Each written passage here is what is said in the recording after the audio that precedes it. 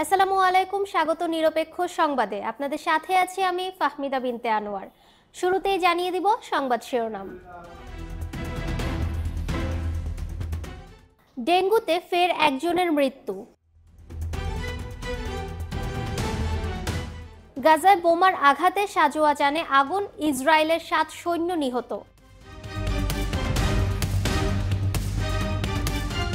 এবং runners up হয়ে শেষ 16তে চেলসি। শুনছিলেন শিরোনাম, এবারে বিস্তারিত।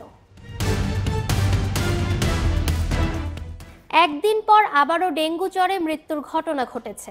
গত 24 ঘন্টায় ডেঙ্গুতে 2 জন মারা গেছেন আর নতুন করে আক্রান্ত হয়েছেন 326 জন। এর মধ্যে সবচেয়ে বেশি বরিশাল বিভাগে 118 জন। বুধবার বিকেলে স্বাস্থ্য অধিদপ্তরের ডেঙ্গু বিষয়ক বিশেষ বিজ্ঞপ্তিতে এ তথ্য জানানো হয়। এতে বলা হয়েছে, মঙ্গলবার সকাল 8টা থেকে বুধবার সকাল 8টা পর্যন্ত ডেঙ্গু আক্রান্ত হয়ে হাসপাতালে ভর্তি রোগীর মধ্যে বরিশাল বিভাগে 118 জন, চট্টগ্রাম বিভাগে 43 জন, ঢাকা বিভাগে 43 জন, ঢাকা উত্তর সিটি কর্পোরেশনের 26 জন, ঢাকা দক্ষিণ সিটি কর্পোরেশনের 45 জন, খুলনা বিভাগে 16 জন, রাজশাহী বিভাগে 29 জন, সিলেট বিভাগে 1 জন রয়েছেন। গত 24 ঘন্টায় 319 জন ডেঙ্গু রোগী হাসপাতাল থেকে ছাড়পত্র পেয়েছেন। চলতি বছরে এ যাবৎ মোট 7,749 রোগী হাসপাতাল থেকে ছাড়পত্র পেয়েছেন। এবারে আন্তর্জাতিক সংবাদ। গাজায় বোমার আঘাতে সাজোয়া জানে আগুন লেগে এর ভেতরে থাকা ইসরায়েলের 7 সেনা নিহত হয়েছেন। ইসরায়েলের সামরিক বাহিনী এ তথ্য জানিয়েছে বলে আল জাজিরার খবরে বলা হয়েছে। নিহতদের মধ্যে 6 সৈন্যর নাম প্রকাশ করেছে ইসরায়েলি সেনাবাহিনী। এদিকে দ্য টাইমস অফ ইসরায়েলের খবরে বলা হয়েছে, দক্ষিণ গাজা উপত্যকায় লড়াইয়ের সময় 7 জন ইসরায়েলি সেনা নিহত হয়েছেন। তাদের একটি সাজোয়া জানে বোমা বিস্ফোরণের এই ঘটনা ঘটে। আইডিএফ এর প্রাথমিক তদন্ত অনুসারে খান ইউনুসের সৈন্যরা যখন গাড়ি চালাচ্ছিল তখন পুমার সাজোয়া যুদ্ধ প্রকৌশল গাড়িতে বোমা পুঁতে রাখা হয়েছিল। সেনাবাহিনীর মতে মঙ্গলবার গাজায় এই 7 জনই নিহত হন এবং তাদের বয়স 19 থেকে 21 বছর। সেনাবাহিনী আরও জানিয়েছে, যাদের শনাক্ত করা হয়েছে তারা সবাই ইসরায়েলের 605তম কম্ব্যাট ইঞ্জিনিয়ারিং ব্যাটালিয়নের সদস্য। এছাড়া মঙ্গলবার রাতে গাজায় একটি ইউনিটের 8 জন সৈন্য গুরুতর আহত হয়েছিলেন এবং তাদের চিকিৎসার জন্য ইসরায়েলে পাঠানো হয়েছে। এবার খেলার সংবাদ।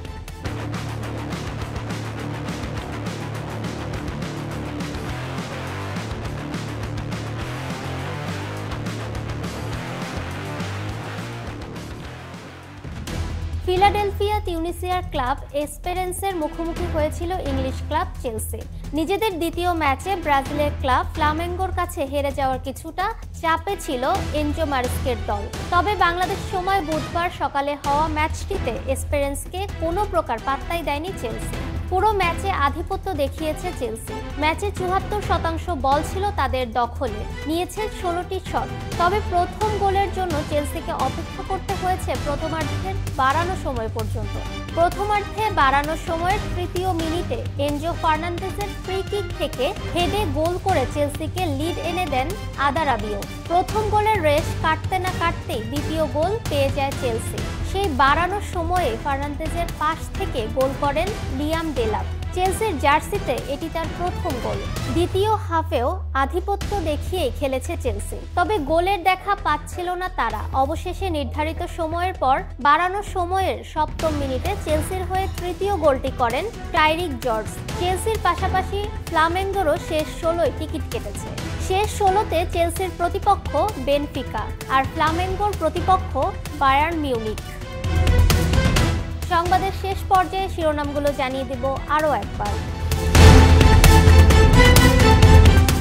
ডেঙ্গুতে ফের একজনের মৃত্যু। গাজায় বোমার আঘাতে সাজোয়া জানে আগুন, ইসরায়েলের 7 সৈন্য নিহত। এবং রানার্স আপ হয়ে শেষ 16তে চেলসি। শুনছিলেন শিরোনাম, এবারে বিস্তারিত। নিরপেক্ষ সংবাদে এই ছিল এখনকার মতো। পরবর্তী সংবাদ দেখার আমন্ত্রণ জানিয়ে এখানেই শেষ করছি। সকলকে সাথে থাকার জন্য ধন্যবাদ।